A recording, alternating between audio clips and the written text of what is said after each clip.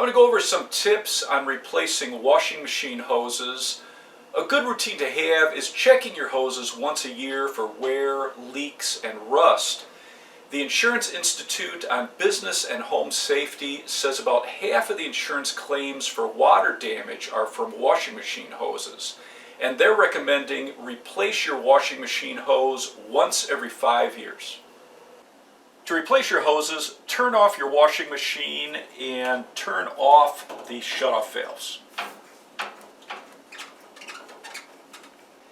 You can use an adjustable pliers to remove the old hose from the machine and the shutoff valves. I would put a bucket underneath to catch any water that's left in the hose.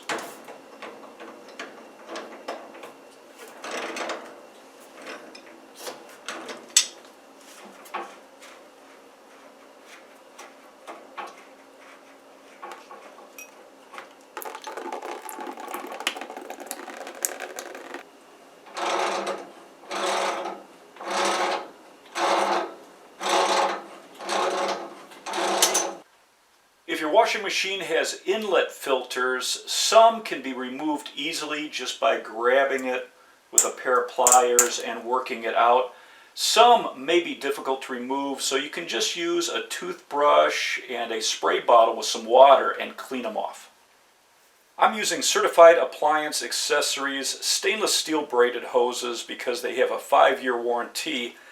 I like the hoses with a 90-degree fitting if you're pushing the machine up against a wall. This takes the pressure off the hose. For this placement, I'm going to be using the 90-degree elbow at the valve. Double check your hoses before you put them on to make sure the washer is in place, and then hand thread your hose, especially here where you have metal to plastic so you don't cross thread it. And you want to get it snug, and then we're going to put another 1/4 to a 1/2 a turn with our adjustable pliers. We don't want to over tighten this. Before I attach my new hoses, I'm going to put on one of my old hoses and just bleed the line a little bit to get out any particles. Because I'm attaching to galvanized pipe, I want to make sure there's no rust or particles in the line. On the back of your machine, it's going to be marked hot and cold. Make sure you connect the correct valve to your hose. When you're laying out your hose, make sure nothing is kinked.